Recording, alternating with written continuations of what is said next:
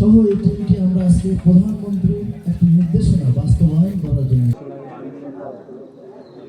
বিশেষ করে গোলাপী খালা যখন ঢাকাতে বিভিন্ন সমাবেশের সম্মুখভাগে থাকতো এবং আমরা যখন বিভিন্ন মিছিল নিয়ে আসতাম, প্রায় ওনাকে দেখতাম যে উনি মঞ্চের দিকে তাকিয়ে থাকতেন।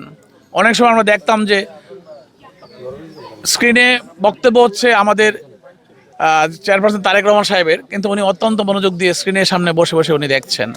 তো ওই সংবাদগুলো যখন প্রকাশ হয় তখন আমাদের মাননীয় প্রধানমন্ত্রীর দৃষ্টিতে আসে এবং দেখা গেল যে উনি নির্দেশনা দেন যে ওনার পাশে দাঁড়ানোর জন্য। তারপর আমরা যেটা দেখলাম যে ওনার গলায় অসুস্থ ফোলা ছিল, তো সেখানে অপারেশন করে প্রায় এক বছরের বেশি, এক বছরের মতো প্রায় ওনাকে পিজি হাসপাতালে চিকিৎসা করা হয়েছে। 3বার চিকিৎসা করার পরে, অপারেশন করার পরে উনি সুস্থ হয়েছেন। তারপরে উনি আমাদের মাননীয় প্রধানমন্ত্রী নির্দেশ দিলেন যে তাকে ওর থাকার ব্যবস্থা করা হোক, মাসে কিছু ভাতা দেওয়া হোক, যাতে করে সে চলতে পারে। এভাবে আর ঢাকা রাজপথে তার থাকা দরকার নাই, তার একটা বাসস্থান ব্যবস্থা করে দেওয়া এবং প্রতি মাসে একটা খোরাকে দেওয়া, একটা ঘর করে দেওয়া। তবে আজকে আমাদের গোলাপী খালার একটা ঘর করে দেওয়া, এই ঘরটাতে যাতে উনি সুন্দর থাকতে পারেন, এবং এই ঘরটা আজকে উদ্বোধন করা হচ্ছে। এবং আমি মনে করি আমাদের মান্নান ভাই আছেন এখানকার নবীনগরের এমপি, উনিও দেখাশোনা করবেন, উনি পাশে থাকবেন এবং আমাদের প্রধানমন্ত্রী তারেক রহমানও নির্দেশ দিয়েছেন।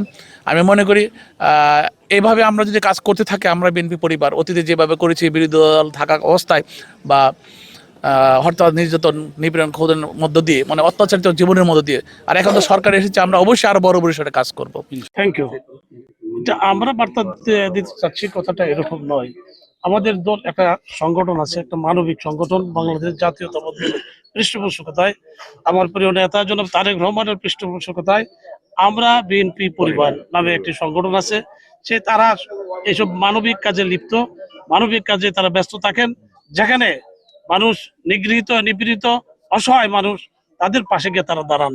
তারই একটি প্রমাণ, তারই একটি দৃষ্টান্ত হচ্ছে আজকের যে আমাদের গোলাপী।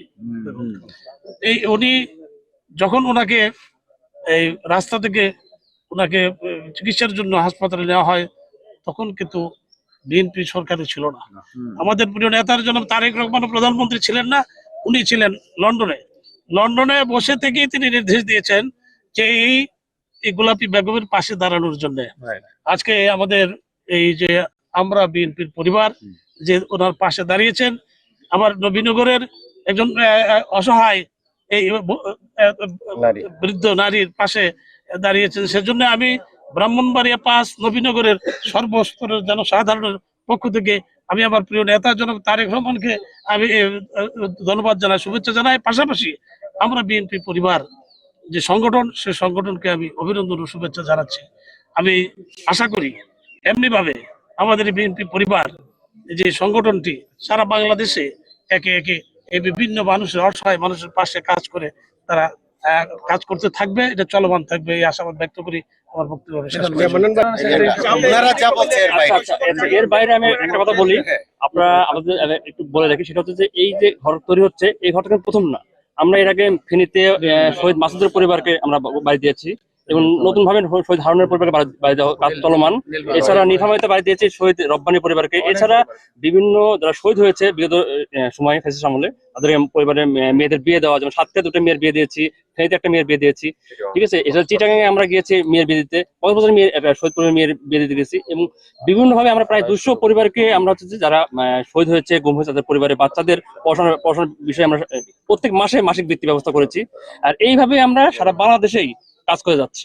আর মূলত আমরা বিএনপি পরিবার কাজ করাই হবে, এবং প্রধানমন্ত্রী মাননীয় প্রধানমন্ত্রীর নির্দেশনা এবং আতিউর রহমান ভাইয়ের পরামর্শে আমরা এভাবে কাজ করে যাচ্ছি এবং এভাবে কাজ করছি।